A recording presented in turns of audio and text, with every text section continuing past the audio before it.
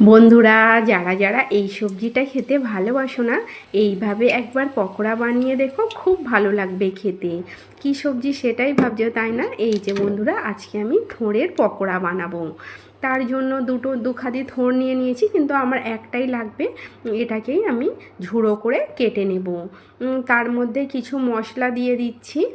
আর এর মধ্যে দিলাম লবণ, হলুদ আর চাট মশলা দিলাম, সব হাফ চামচ করেই দিচ্ছি। তারপরে সাদা জিরে দিচ্ছি, কালো জিরে দিচ্ছি। আর এইদিকে বন্ধুরা, আদা জিরে বাটা আমি হাফ চামচ দিলাম। আর লঙ্কাটা দিয়েছি, লাল লঙ্কা দিয়েছি, আর মানে পাকাই লঙ্কা আর কাঁচা লঙ্কা দিলাম। তারপরে চাল গুঁড়ো আর এইদিকে বেসন দিয়েছি।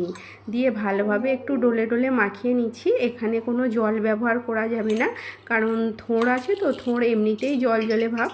আর এইভাবে আমি এটাকে মাখিয়ে নিলাম। আর একটু চিনিও দিয়েছি, সেই ভিডিওটা মানে দেখানো হয়নি। চিনিটা অবশ্যই দিতে হবে, কারণ থোড় যেহেতু একটু নঞ্চি ভাব, চিনি দিলে স্বাদটা ব্যালেন্স হবে। আর এইটাকে বন্ধুরা, এই যে তেলের মধ্যে আমি ছেড়ে দিলাম, এইটা একদম লো আঁচেই মানে ভেজে নিতে হবে। যেহেতু মানে থোড় আছে, থোড়টাও সেদ্ধ হয়ে যাবে ভাজতে ভাজতে, সেই জন্য একটু সময় নিয়ে এটাকে লো থেকে মিডিয়াম আঁচে ভেজে নিতে হবে। ওপরে লাল হবে আর ভিতরে কিন্তু নরম থাকবে, খুব ভালো লাগবে খেতে।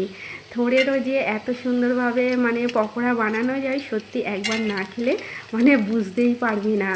আর এইটা যেহেতু নিরামিষই পকোড়া, যারা নিরামিষভোজী তাদের তো খুবই ভালো লাগবে এইভাবে যদি একবার বানিয়ে দেখো।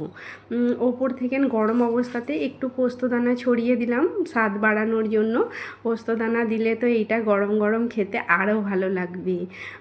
আর থোড়ের পকোড়াটা এই যে আমার একদম রেডি হয়ে গেছে। আর এটা খেতে সত্যি ভীষণ ভালো লেগেছিল আমার। আর তোমাদের যদি ভালো লাগে, অবশ্যই লাইক কমেন্ট করে পাশে থেকো।